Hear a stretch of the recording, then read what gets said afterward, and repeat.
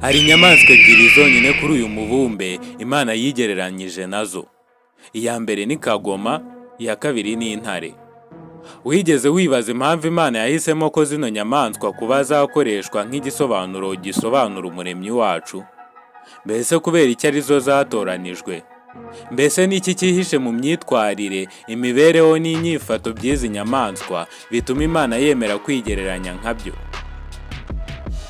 Niba usoma Bibiliya, ndakeka atari ubwa mbere wumva Imana yigereranya nk'intare ngo ni intare yo mu muryango wa Yuda.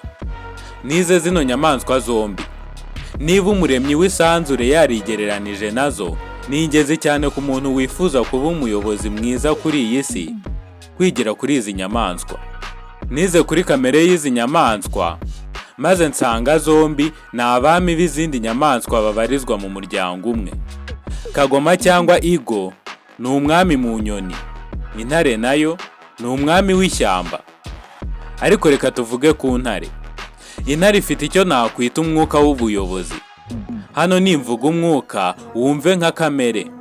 Umuntu wifitemo kamere cyangwa impano y'ubuyobozi aba yifitemo kamere imutandukanya n'abo ayoboye cyangwa abamukurikira.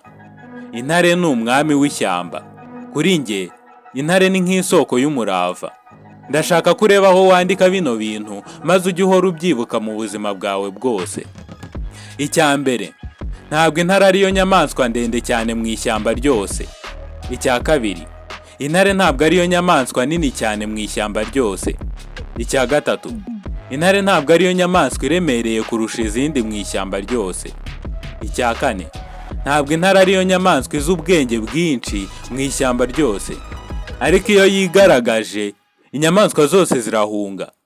Hari umugani nkunda uvuga ngo ingabo z'intama ziyobowe n'intare buri gihe zizatsinda ingabo z'intare ziyobowe n'intama. Igisubizo kiri muri uyu mugani ni uko ubuyobozi bwiza bushobora guhindura ibigwarimo indwanyi z'intwari zikomeye. Abayobozi beza bashobora guhindura abantu b'abanyantege nke abanyembaraga. Umuyobozi w'umunyembaraga wifitemo kamere y'ubuyobozi ashobora kuzenguruka inkambi y'abantu bihebye mu minota 20 gusa, akaba amaze kubahindura ingabo z'abasirikare b'ibitangaza. Kubera ko ubuyobozi busobanuye ibintu byose. Intare ni umuyobozi w'ishyamba kubera ko yifitemo kamere cyangwa umwuka w'ubuyobozi.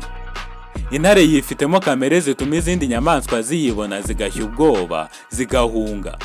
Ariko twebwe ntabwo twifuza kuba abayobozi batuma abo tuyoboye badutinya, kubera ko tutari mu ishyamba. Hano nimvuga ubwoba, wowe wumve ko nshaka kuvuga kubahwa. Hano reka tuvuge kubahwa. Inzovu zubaha intare, impyisi zubaha intare, za gasumba amashyamba cyangwa girafe nazo zubaha intare. Icyubahiro nicyo gituma inyamaswa nini cyane mu ishyamba ica bugufi imbere y'inyamaswa ntoya, ariko yifitemo kamere yo kuyobora. Uzabibona iyo intare ihuye n'inzovu. Igihita kiza mu mutwe w'intare ni uko ibonye ifunguro ry'umunsi, igahita itangira kwitwara nk'ishaka kurya inzovu. Ariko hano hari irindi yobera ritangaje riyitariho. Inzovu nk'inyamaswa y'inyembaraga, nini, iremereye kandi z'ubwenge. Iyo ibonye intare, igihita kiza mu mutwe wayo ni umuryi. Kamere ni umusaruro uva mu kwizera. Ntabwo ushobora kugira kamere itandukanye n'ukwizera kwawe. Kamere ituruka mu kwizera ufite. Intare igira kamere yo kuyobora kubera ko yizera ko ari umuyobozi. Mwakoze kureba iyi video. Kora subscribe kugira ngo ujye ubona izindi video nk'izi. Wayikunze wakanda like, waduha n'igitekerezo muri comment. Ngendishimwe Joseph Channel Lightway, murakoze dusubire ubutaha.